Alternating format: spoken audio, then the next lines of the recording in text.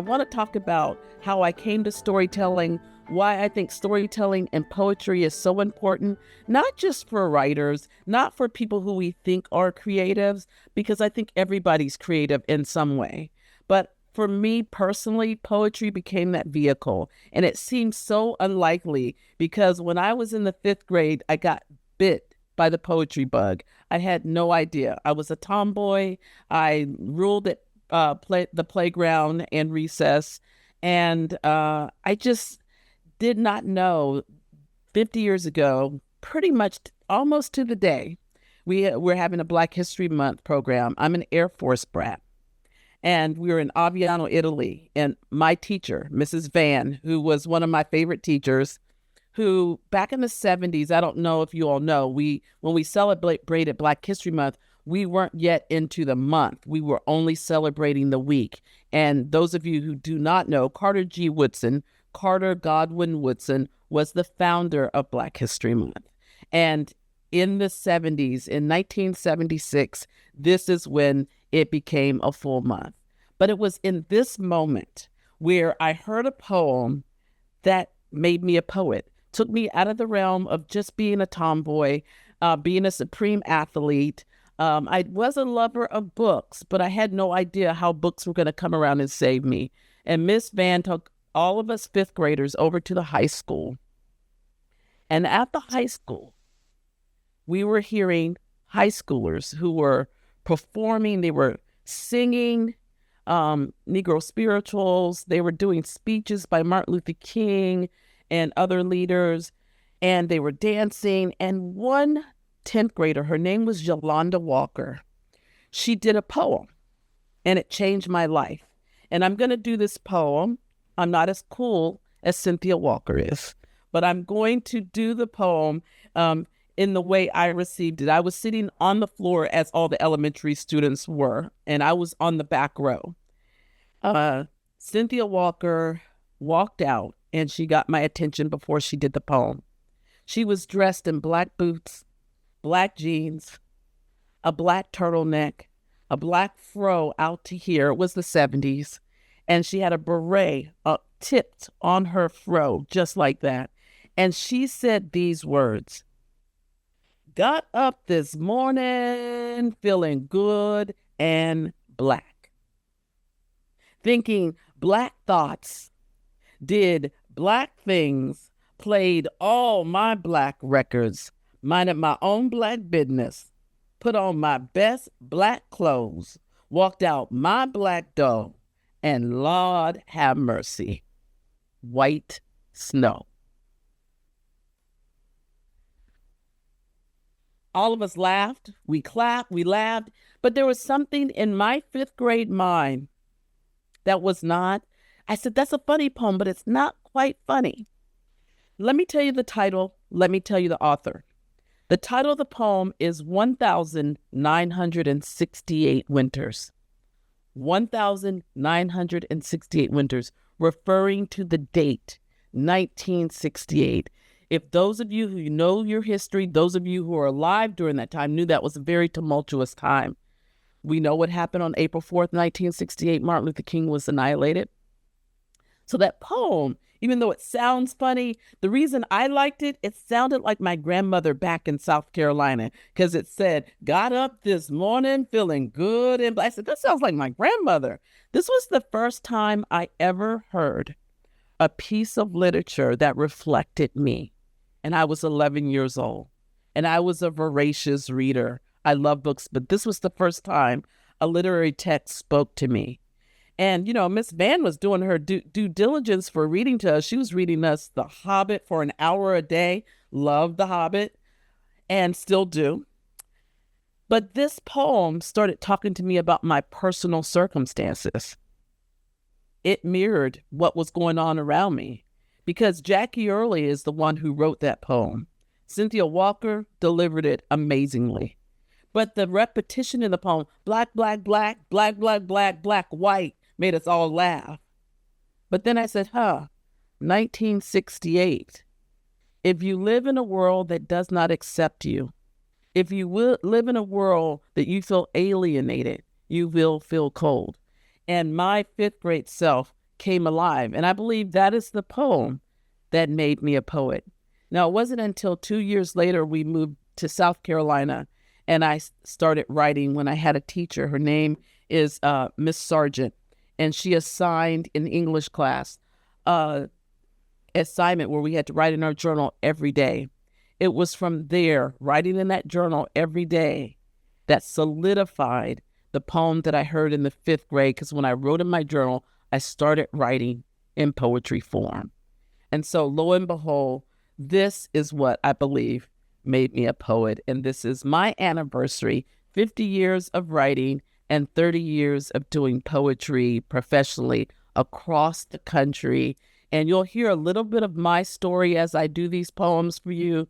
There will be times that you can ask questions at the end. So if anything sticks out, please feel free to write down the question or jot it down, make sure, and then there'll be the Q&A enabled that you can ask a question. So in telling my story, when I decided to become a writer, because I didn't go straight into writing, I'm the first generation college student. So if there's any first generation college students out there, you're my tribe. I majored in psychology, and I was got my degree in a BA in psychology, and I was working on my master's, and then went on to a PhD. And it was when I was working on my PhD that I realized that I wanted to find out what I was put on earth to do. And I was having what they call a dark night of the soul. I was having a midlife crisis at 29. I had my midlife crisis very early. I was married, and then I discovered I was carrying twins, and I was in a 7-year PhD program that I decided this is not what I wanted to do. Long story short, I talked to my advisor at Virginia Commonwealth University, and I said, I don't want to do this. He's like, well, what is it? Pray tell. His name was Dr. Strong. I was on a full fellowship. He said, pray tell, what is it that you want to do? And I remember in a very small voice, I said, poetry. And it was almost as if I had hit him in the chest. He's like, oh, you're an artist. You're one of those. I have a son at home like you. But it took me a couple of years to get on the track to really, I was still counseling. I was still in the community counseling, but I knew that in my heart, there was something I needed to do. And I was a drug and alcohol abuse counselor. I was working in the community. I was working with teens. I was working with women. I was my body was failing. My soul was failing. I was dragging from work to home to work. And I remember asking, the divine, the universe, what is it that I need to be doing? Because I don't feel well. Well, I went to the doctor, and I had my doctor told me, he said, I know what's wrong with you. You have a chronic illness. You have fibromyalgia, which is a musculoskeletal disease. I was in pain all the time. And I took a leave of absence, and I was trying to figure out what to do. And I had asked this question. I turned on the TV, and I turned on PBS, and it was Bill Moyer's Language of Life. And it was this poetry festival, the Dodge Poetry Festival. And this poet came up and said this poem. And here again, a poem changed my life. And I just want to recite it, and then I'm going to go into some of my work. But the poem that I heard went like this. Won't you celebrate with me what I have shaped into a kind of life? I had no model, born in Babylon, non-white and woman. What could I see to be except myself? I made it up. Here on this bridge between starshine and clay, my one hand holding tight my other hand. Come celebrate with me that every day something has tried to kill me and has failed. Those were the words of Lucille Clifton. And then I knew that I was going to dedicate the rest of my life to poetry. So I want to share some poems about my story and how I discovered my story and how I moved into telling my story. As I do these poems, I want to advocate to you that your story is just as important as my story or anybody's story. So what is your story? Who are you? What's your origin story? I'm not asking you to align with me as far as my culture, my background, but the universal thread about who are you?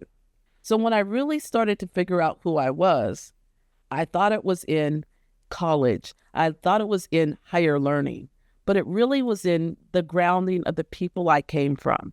So I want to share the poem that really turned me into a poet that I wrote. This was later on, I had started doing poetry. And this poem is a poem that was inspired by a visual artist. His name is Jonathan Green. He's from the Low Country, and you should look him up if you don't know his work. He's a Gullah Geechee landscape artist, portrait artist. He said, I'm doing a calendar about houses and home. Would you write a poem about a home for me? And it has to be 21 lines. I wrote a terrible 21-line poem. And it didn't get accepted. And then after the deadline, I had a dream. And the dream was about my mother. So I went down, I was living in Asheville, North Carolina at the time. So I went down to my mother's house in Greenville, and I was looking through her photo album, and I found this photo of us. It's a picture of me and my mother in 1968, I believe. And I thought, this is the poem. Because behind us our house was standing. And I thought, oh gosh, this photo's great. It's me and my mom, but the photo is not centered. And I said to my mom, oh my goodness, do you have another one of these? Because this is not centered. And my mother looked down at the photo, looked up at me, down at the photo, looked up at me, and she said, girl, nothing's wrong with that photo. Our house was leaning. I grew up in abject poverty, and I had no clue because I was distanced from who I was and where I came from. I was an Air Force brat. I was not dialed into my lineage. And then this is the poem that I ended up writing that I think signifies my home and who I am today. This poem is dedicated to my mother. She is still living. She's 88 years old.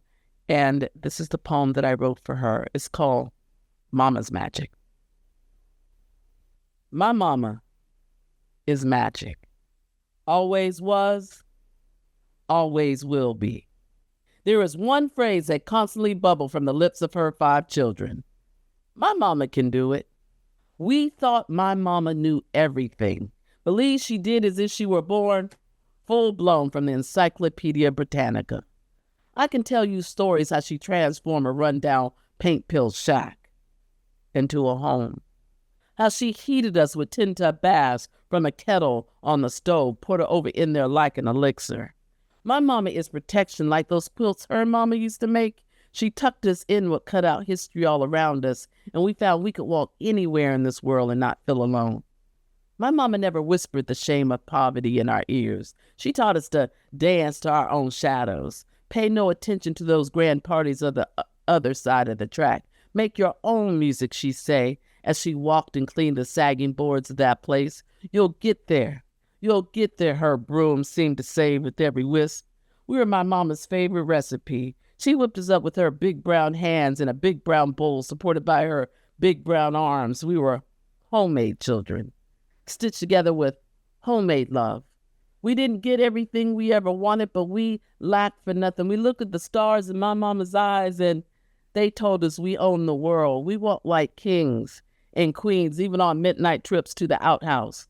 We were under her spell. My mama didn't study at no Harvard or Yale, but the things she knew you couldn't learn in no book, like how to make your life sing like sweet potato pie sweetness out an open window. How to make anybody feel at home. How at just the right moment be silent and with those eyes say, everything's gonna be all right, child. Everything's gonna be all right. How she tended to our sickness, how she raised our spirits, how she kept flowers living on our dilapidated porch in the midst of family chaos. My mama raised children like it was her business in life. Put us on her hip and kept on moving, keeping that house pine saw clean. Yeah, my mama's magic always was, always will be. Her magic, how to stay steady and sure in this fast-paced world. Now when people see me with my head held high and my back erect and look at me with that, who does she think she is? I keep on walking with assurance inside. I'm Black Magic, and I'm Jeanette Redmond's child.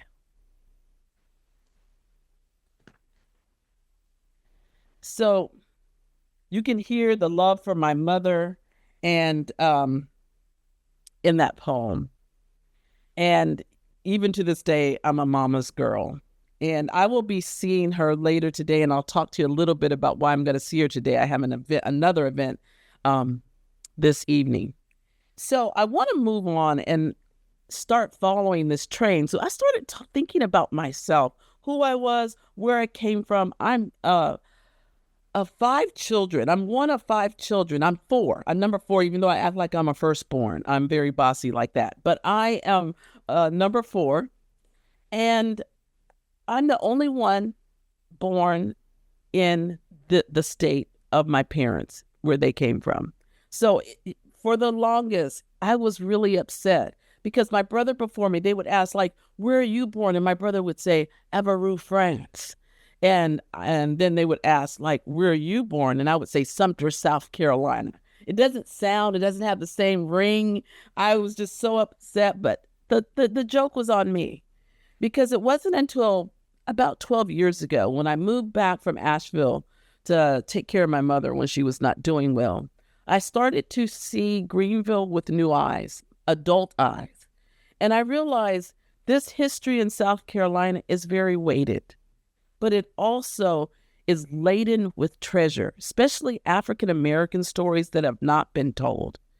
And so that's what I've been doing, is I've been telling stories that I would have wanted to hear when I was in 5th grade, along with 1,968 Winters. And I, as a creator and a poet and a storyteller, I started turning my eyes to the geography, to the land, and to the people. So I want to share a poem that, if you haven't heard of this person, I want to introduce him to you. His name is David Drake. David Drake was a, before, let me back up. Let me do a poem for my great-grandfather first, before I do the David Drake poem. So my great-grandfather, I did not know, his name was Will Rogers. And in this poem, it's in my book, What My Hands Say. And I did not know him, but how I learned about him was, number one, I was doing poetry in a place called Edenton, North Carolina. Edenton, North Carolina is out east, going out east, out towards the water. And when I went out there to be for 3 weeks, to be a teaching artist, they asked me to come and work with students in the middle school and the high school. And while I was there, you all, I saw cotton as far as the eye could see. Now, I'm from South Carolina. I'm used to cotton fields. I was not used to cotton fields as far as the eye could see. One side was water, one side was cotton fields. I stopped my car. I looked out at the cotton, and I realized this is what my ancestors would have done. This is what my mother picked. My mother picked 250 pounds of cotton a day. Her mother picked 350, close to many of the grown men. So this voice came to me while I was in Edenton, North Carolina. So this was me learning who I was. And it was this poem is going to sound kind of strange because I'm writing in the voice of, I didn't know it at the time, it was my great-grandfather. I just knew I was surrounded by cotton. I was surrounded by plantations. And, the creative, the highly sensitive person in me just started, I guess, imagining and visualizing, going back to the past, to the present, and then writing this poem. So you'll hear my grandfather's voice in this poem. It's called What My Hands Say, for great-grandpa Will Rogers, born in the 1800s. My hands say pick, plow, push, and pull. because it learned to curl itself around every tool of work. The muscles say, bend yourself like sky. Coil blue around both sun and moon. Listen, my back be lit by both. My hand got its own eyes and can pick a fill of cotton in its sleep. Don't mind the rough bumps, the callous touch. I work this ground like it was my religion. And my hands never stop praying. Some folk got a green thumb. Look at my crop and you'll testify my whole hand be covered. I can make dead wood grow. I listen to my hand, it say work, work, work will, though it comes to mostly nothing. This nothing is what I be working for.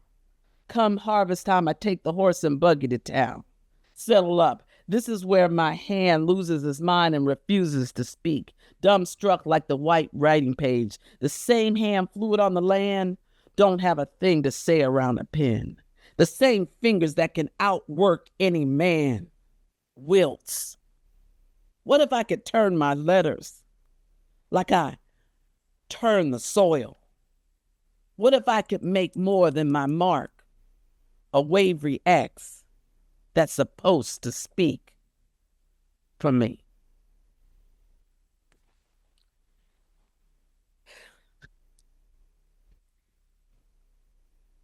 And this is how my great-grandfather would sign his name. He would sign it with an X. My grandmother, his granddaughter, would have to take him to town to help him study his hand to sign his X. Her name's Katie Lattimore. She had a third grade education. I did that poem. I was very much afraid of it when I first did it, because I didn't know, And I had a friend in Asheville who came up to me at the library when I got finished reading. He said, Glenis, we are poets and we write in verse. Do you know the Latin derivation of verses? And I said, no. And he said, I'm going to tell you. He said, it means to turn. It means to turn. And I was thinking, oh my goodness, my great-grandfather turned the earth. And me with verse, I turn. I make a turn with my verse, with my lines. And every time I see a poem now, I see a line of crops. I see that X, my great-grandfather. I see him born in the 1800s on a crossroads. I see me born on a crossroads in 1963. And I hear him whispering in my ear, great-granddaughter, write for me. And so I believe when we do things, we're not doing them just for ourselves. As Dr. Maya Angelou would say, we come as one, but we stand as 10,000. And so I know I'm not alone when I'm doing poetry or when I'm telling stories. This next poem is the poem about the guy that I was getting ready to say, David Drake. I want you to meet him. David Drake was a little different from my great-grandfather. He was born in the 1800s. He was born enslaved, and he was a potter poet from Edgefield, South Carolina. So please write his name down or remember his name. Look him up. What is strange about being a potter poet? You're enslaved and you're a poet? We do not know how David Drake learned to read and write, but he did. We do surmise that because his owner owned a printing press, we believe that David Drake cleaned the printing press. And while he was cleaning the printing press, he was learning how to read and write. David Drake never wrote on paper. Guess where he wrote his poems? He wrote in couplets. He wrote them on his pots. He wrote couplets on the rim of the pots. Where I live in Greenville County at the Art Museum, we have 27 of David Drake pots. We are the largest owner of David Drake pots in the world. The Smithsonian only has 2. These pots have been touring for the last 3-4 years, but David Drake has become quite a sensation. So here's another South Carolina son. I would love to share this poem with you. I was not trying, I had written a cotton poem about my great-grandfather. Then a friend of mine said, you should write about David Drake. I was not ready to write about David Drake. She was like, he's from South Carolina. It's right down your alley. I said, no, I was writing about the three Harriets, Harriet Tubman, Harriet Jacob, and Harriet Wilson at the time. But everywhere I went after she said that, I think it was at the Birmingham Museum, and the curator came out and said, do you know who David Drake is? We have one of his pots. I was like, oh my gosh. So she showed me his pot. I was at somewhere else, same thing happened. Someone said, do you know who David Drake is? Then I came home from traveling, and I was in Greenville at a middle school, and I was doing an in-service for the teachers, and the librarian looked at me and she said, do you know who David Drake is? We have one of his children's book. And finally, when I hear things 3 times, I take it as a license that I am supposed to write about it. So I said, David, I will write for you. And it's not that he needs me. Actually, it's the other way around. I needed him. So I'm just going to share one poem that I wrote for him, and it's called Praise Dave. And in it, I'm going to recite, and I want to recite it before I do the poem, his most famous or my most favorite couplet written by him. And this is it. I wonder where is all my relations, friendship to all and every nation. Can you imagine being enslaved and writing, I wonder where is all my relation, friendship to all and every nation? Like, it's putting out this big want ad. Where are my people? So here's the poem that I wrote for him. And I wrote in his voice. First time I see a jar rise up, I be midwife into life. Understood how these pots and I be kin, dismissed to what's underfoot. I learned to turn and turn, people the world with pots. I pour my need into the need until 40,000 around me crowd. But everything I love, I lose. So I want what I mold to hold. Even my empty pots be full. One say, I wonder where is all my relation, friendship to all and every nation. There are lanterns in my words. Every story got another story. Some call me Dave the slave. If that's all they got, I say, lead the rhymes to me. When people look at me, a slave be the first excuse they use not to see me. I say, praise me. It won't fall on deaf ears. I catch praise like most people catch naps. I'm a 6-foot vessel of anything but ordinary, a one of a kind with a Carolina shine. I stepped out of the rows of cotton to master the potter's wheel. I take the wind out of cant. With my mark, I makes a mark. I sign my name Dave. I don't write slave. See if my pots and I spin history. See if they hold.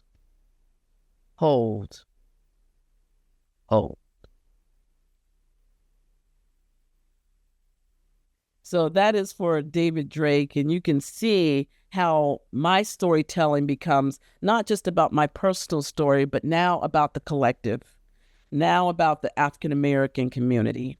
This next poem, we're going to show you a video, but I want to set it up. I want to tell you about this South Carolina son.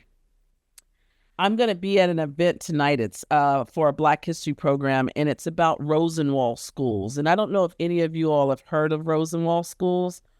Rosenwald schools were schools for Black folks, African American folks, when there were no legitimate schools for Black people to go to. I learned about Rosenwald schools when I was traveling around the country, and especially in South Carolina. I see these markers, and it would say Rosenwald School. Well, Rosenwald was Julius Rosenwald was a man. He was the CEO of Sears and Roebuck, and he would go into Black communities. He was a philanthropist. He owned Sears and Roebuck during the time of Jim Crow when Blacks couldn't go into stores. So this mail order catalog, Sears and Roebuck, actually was a subversion a way for Black people to get products. So he had already done that. And so the Sears and Roebuck catalog was very big, in that time. And all the way up until I was in my 70s, my parents would take us to Sears before school started, and that's where we would get our clothes. They would give us money, and we'd go in. But I did not know the history of Julius Rosenwald. Little did I know is that my parents, Johnny and Jeanette Redmond, went to a Rosenwald school in Fountain Inn, South Carolina, 12 miles from where I lived. And at that school, they met and fell in love. I had no idea that one of their classmates who came years before them, very famous person, his name is Clayton Bates.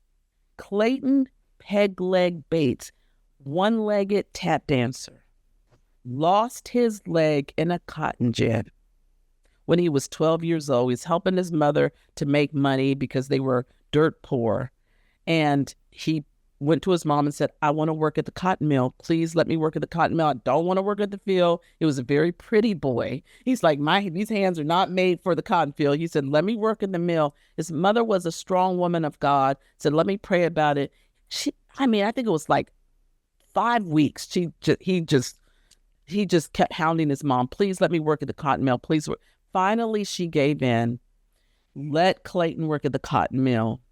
He went to work, I think it was on his third day at 3 a.m. in the morning. The lights went off. Clayton wanted to find out what was the source of the lights going off. He stepped into an open auger, the machine, and it took his leg all the way up to the bottom part of his knee, and took of his left leg, and 2 fingers off of his right hand. At that time, African Americans could not go to the hospital. They had to find a country doctor who would perform the surgery on his mama's kitchen table. The beauty is, he survived. It took him 18 months to learn how to walk again. His uncle Whit, coming home from the war, saw that he was still trying to dance, and he made his crutches from broomsticks, then made him his first crude peg leg. I would love for you to see this video so you can just see. It's just a short video. It's just like 1 minute and 33 seconds. But I want you to see how fantastic this South Carolina forefather is. And here's the video.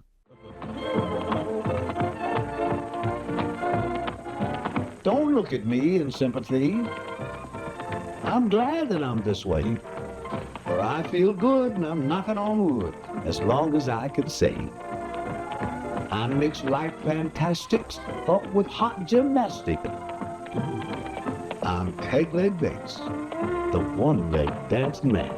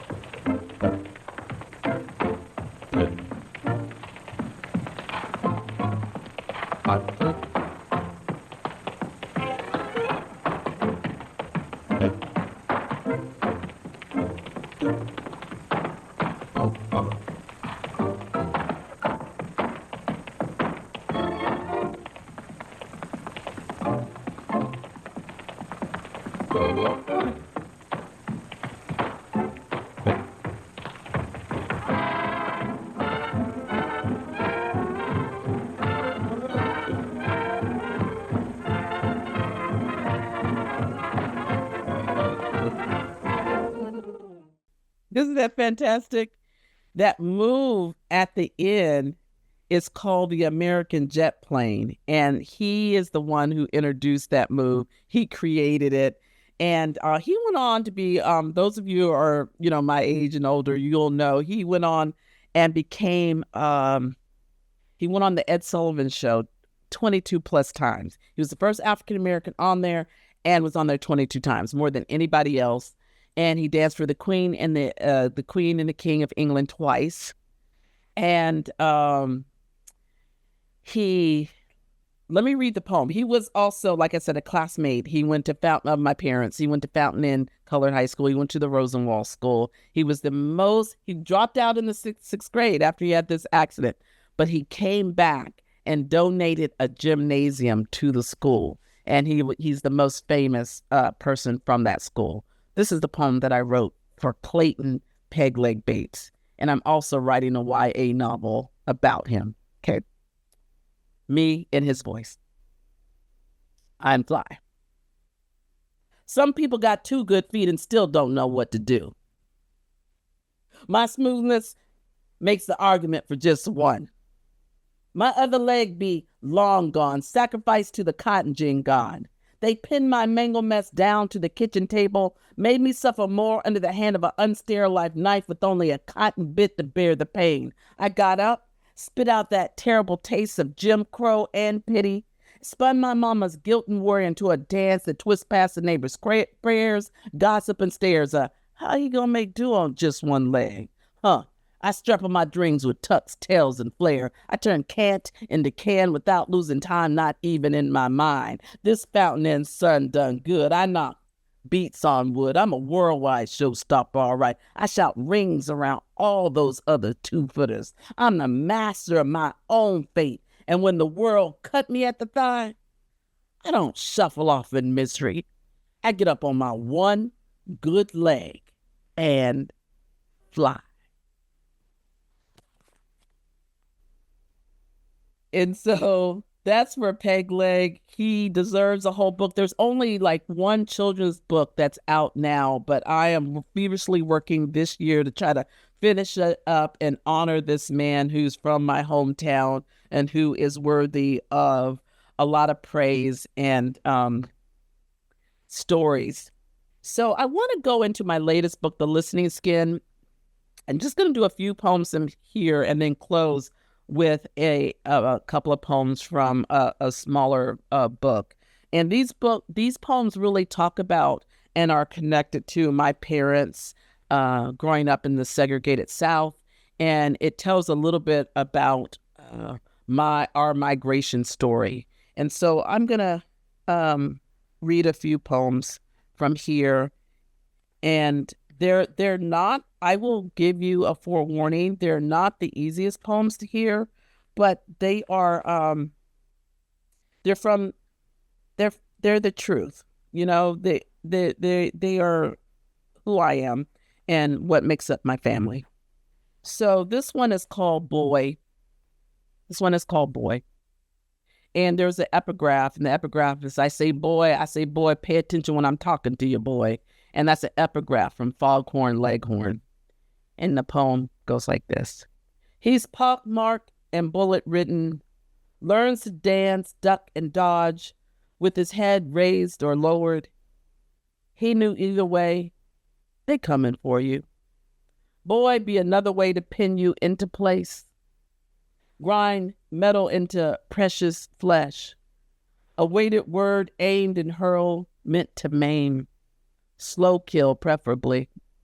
At the Poinsett Hotel, he's back bent, busboy busy, clearing tables and washing dishes, trying everything he knows to grow full height into becoming a man. His change so short, he figures he can't get there from here. One day he knows if one more white person calls him boy, I'll kill him. Instead of punching the clock the next day, he finds the Air Force recruitment office, signs his whole legal name, Johnny Clifton Redmond, exchanges apron for fatigues, swaps battlefields. That's for my father, who passed away in 2003. Story that I grew up with but didn't know personally until my mother told me when I was poet in residence, and they asked me to stay at the Poinsett Hotel. And my mother, while we were staying in the heavenly beds, I don't know if you guys have ever been in those heavenly beds, the comforters and the pillows, she turned and said to me, you know, your dad was a busboy here. This was around 2000 and maybe 2008, 2009. She told me that story. I'm like, I wish I could have known that story before. But do we ever know our parents? But our parents' story is so directly connected to ours. Here's a short poem for my mother. It's called Hangman, parentheses, woman. As kids, what did we know? We drew the noose. We thought it just a guessing game. But Mama's mouth as scissors told us otherwise. Later, I learned what she could not say. I felt how trees leaned against our favor, history slant. We were not meant to be written in, but hung. Now I carry the brunt and burden of all the names spill that I cannot spell, and to each and every blank.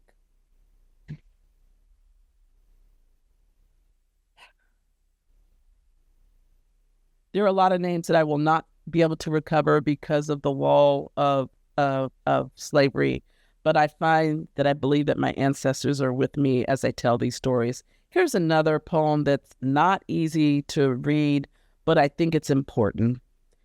A lot of my friends who are from all over are like, how can you still live in the South? Well, you know what? I learned to navigate the South, and I love the South. It's weighted, but it's where my ancestors came through.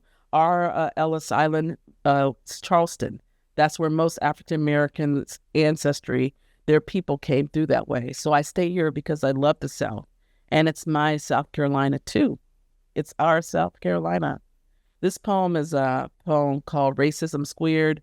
I don't know if you're familiar with, most of us know about Henry Ford, the car maker, but we don't know that he was not enamored of Jewish people or Black folks, and he hated jazz. So he is the one who instituted, if anybody is listening and you had to take square dance, he's the person responsible because he wanted to bring in an initiative to get rid of this cultural ethnic music. So square dancing was one of the ways he had to do it. So I don't know if y'all had to do it, but this is my poem. This is kind of like my diss poem, my getting back at having to do square dance. And it goes like this: Racism Squared. Square dances and town squares fill me with the inarticulate fire. How I burned when forced to dance a folk dance not of my folk. Even at 15, I knew dance was every shape but square. My friends and I, dressed in all black, preferred our routine to heat waves, boogie nights. We circled the floor with heads and hips, even our backs curved to the beat of bass and drum. Unbeknownst to us, we shimmied in the foots of our ancestors. In gym class, 4th grade, we were forced to heed the call, swing your partner. And I was swung into the center of every southern town I've ever entered, where the phantom auction block sits, where the color barks, bitter, bitter, bitter, sold. I flinch when fireworks explode. I can't celebrate or abide parades, paper red, white, and blue or Irish green. People drunk stumble to bad beer and the music that twangs. There were times when we were dismembered on these streets. I flash back to whip cracks and snaps of branches, to another Black man or a Black woman hanging half-mast on trees. While white people feast overhead, my people swing.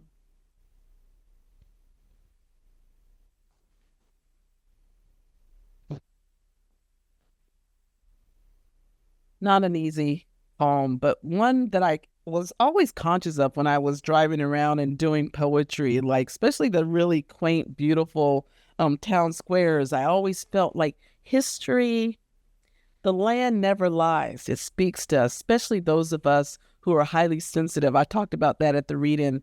Many of us are HSPs, what Elaine Aaron calls highly sensitive people, and many artists are too. So I'm going to read one more poem in this book and then close with a few poems from my latest book.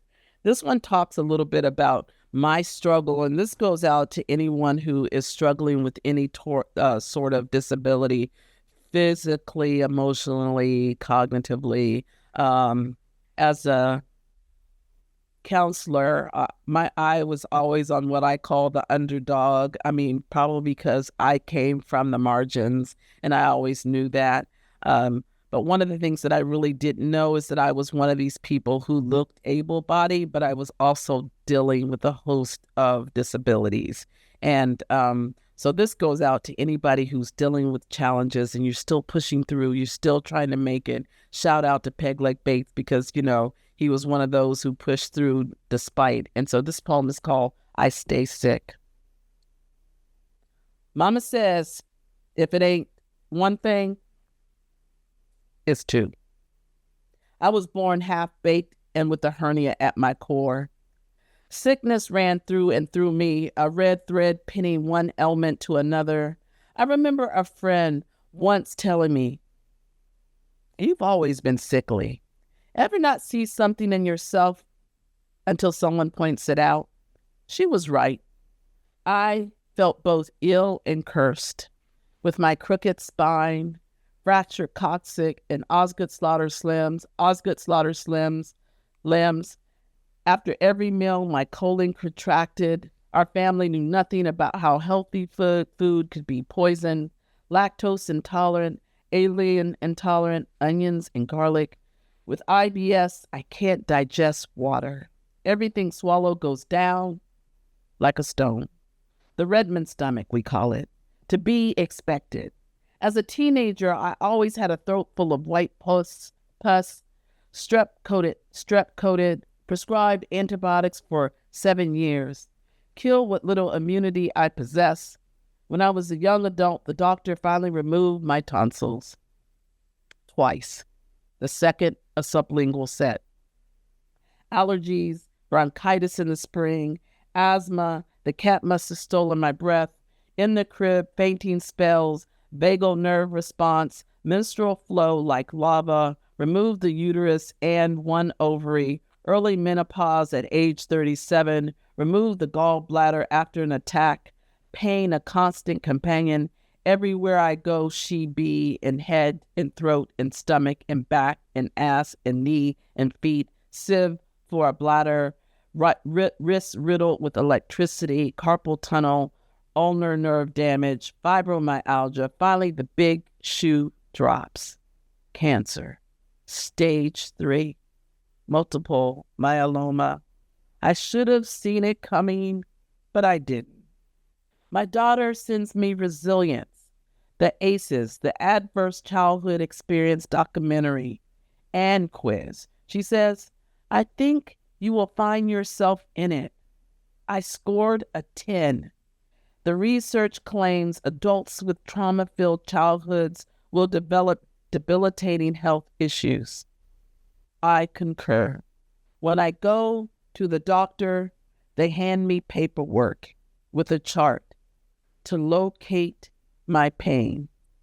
I can't pinpoint it. I X my whole body, my entire life.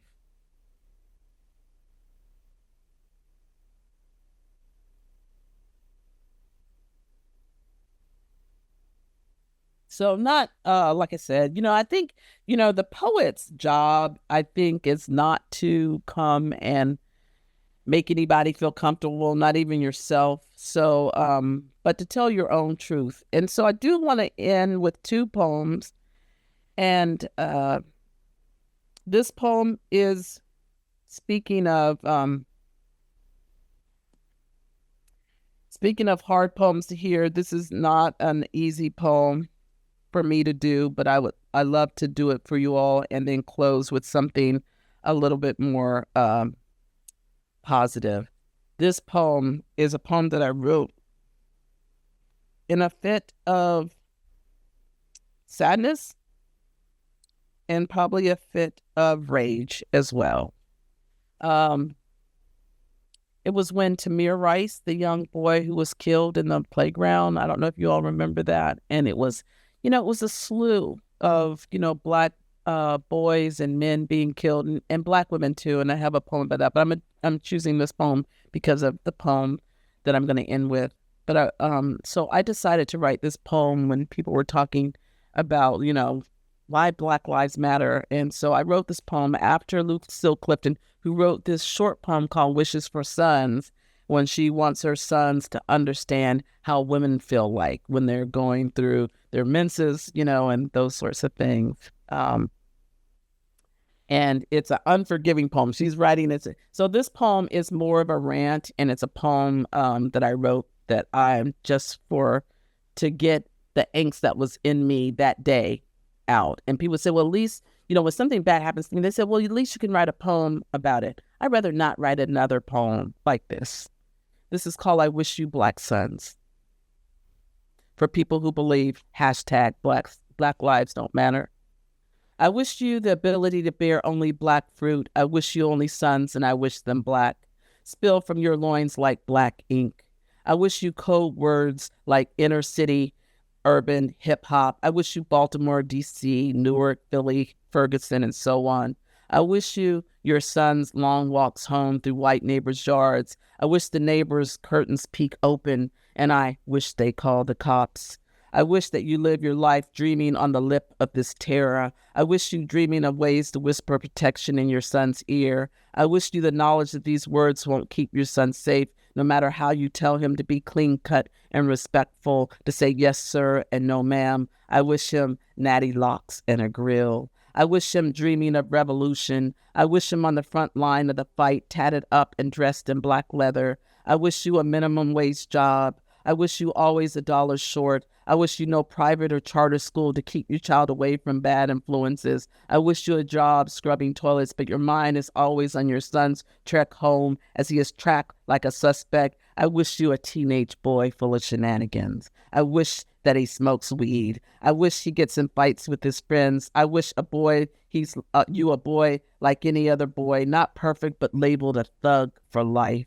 I wish him stalked by a trigger-happy cop unloading justified bullets in his black behind because he had it coming anyway. I wish that police officer off scot-free, time off with pay when he kills your son. I wish that police officer $500,000 for his crowdfunding account. I wish you your son's autopsy report. I wish it shows your son's broken spine and crushed vertebrae by his own hands. I wish you wondering how he killed himself.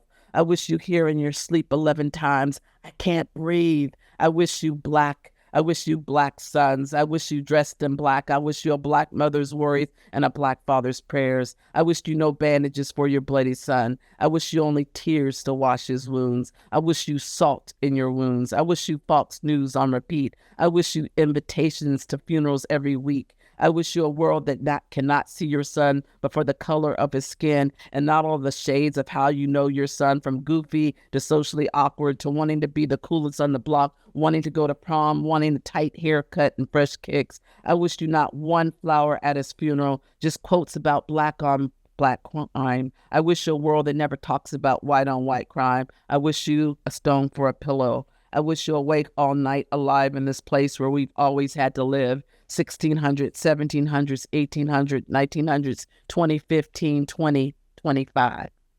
I wish you America. And your black sons are named Tamir, Trayvon, Michael, Oscar, Walter, Freddie, and Emmett.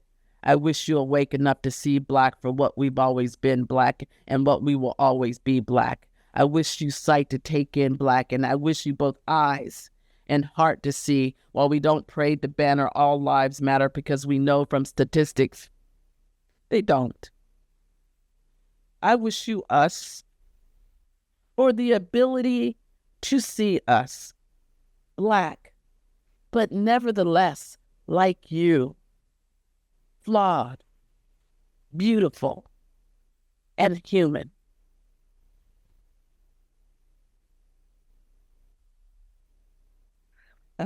Not an easy poem to do, not an easy poem to hear, but I think in these times, it's justified. And I think our history, all of our histories, are so important. Everybody's history is important. So why don't we just listen to each other and recognize, and I know I'm preaching to the choir, but this is what I feel as that little girl who was sitting in that 5th grade auditorium listening to that 1,968 winners about black, black, black, black, white, about warming your heart and everybody coming to the table. I want to close with one poem out of this book called A Song of Everything. It is called Poet's Exploration of South Carolina State Parks. When I was diagnosed with stage 3 multiple myeloma, I was trying to, number one, save my life. And then 6 months later, after a stem cell transplant, we get COVID. And so I'm keeping my grandson. We are going stir crazy. He is on the screen playing games. I'm on the screen watching documentaries and doing too much screen time in the house like everybody else. The walls are just closing like they were. And I decided, I look at my grandson, I said, we're going to start going to state parks. And so we started going to parks. And so me being a type A Virgo, I said, we're not just going to parks. We're going to go and we're going to get the badge, the ultimate outsider. We're going to go to all 47 parks and we're going to get a certificate. So this book came out of 25 parks later. And someone found me on Instagram and said, are you really writing a poem for every park? I'm like, yes, I am. And they said, I want to publish this book. So we published the book. Julia and I have 22 more parks to go. The second version will be out in July for National Park Month. And so my grandson is somewhat, he's, on the spectrum. He's this highly intelligent kid. He's into anime. He's just, he's another one of these highly sensitive kids who's very different. So my heart goes out to the tribe of the different, of the others. And so he has this goggle who's dragging him around to these parks. And I'll tell you the story before I close. It all goes back to my mother, my father, and Fountain and Negro High School. My mother says to me, oh, we went to Paris Mountain State Park for our senior trip. And I did the research and I said, no, Mom, you couldn't have gone to Paris Mountain State Park for your senior trip because it was segregated. You wouldn't have been allowed. There was only one park that was open to Black people, and they had to petition to get this park open. And it's called Pleasant Ridge. It was a state park then. Now it's a county park. But no residents, no white community wanted this park that would allow Black people in. So even in nature, there was this segregation. Even when I go to write a book that's solely about nature and the bucolic beauty, me and my grandson healing, I still face the past. So no matter where you go, there you are. I do want to challenge you all to tell your own stories, but I also want to challenge you to take care of yourself in these days. I remember my daughter when she was 4, I had twin girls, Amber and Celeste, and Celeste came up to me. I was really sick, and she was a precocious child, and she said, Mommy, you know the Bible? And I said, yes, child, I know the Bible. She said, well, the Bible is nothing but a book full of people living their story. And if you're not living your story, you're not alive. So that was profound coming from a 4-year-old. And that was on my precipice of going from counselor to poet. So if anything I can say to you is live your story. Live your authentic story. You are the author. Walk in the direction in which you pray and tell your story. You are needed. We are all needed. And thank you for listening. And I want to thank you all again. I'm going to share this poem, and this will be the conclusion of my talk today. And I am so appreciative to be here with you. This poem is for Julian, my grandson. I have 2 other grandchildren now, Paisley and Quinn, but at the beginning, it was just me and Julian going to these parks. And here's the thing, we would go to these parks, and most of the parks that we go to, there'd be Confederate flags at the entry of everywhere we had to go. We had to have a conversation about these flags. We had to go and take deep breaths, and we would go anyway. But to go to get healing, we had to go through these, what I call the gauntlet. So here's the poem that I wrote for Julian, and I hope you all have a lovely day. Dear grandson, always remember to go outside.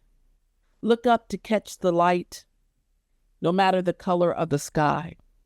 Remember to let the gift of the day pour into you.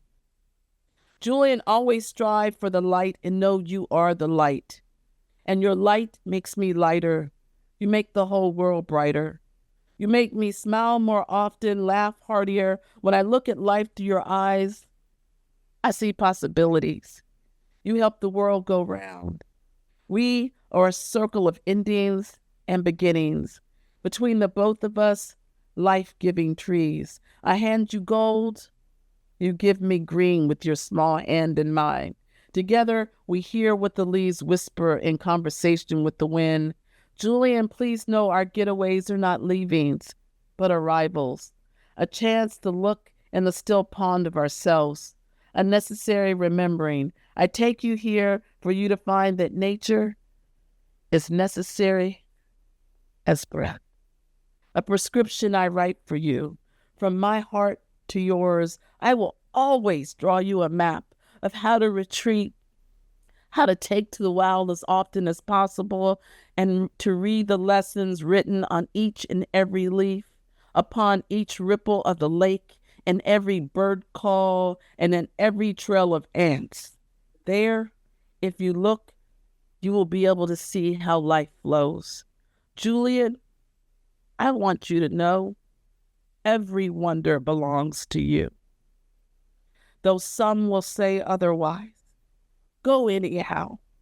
Your passage has already been paid.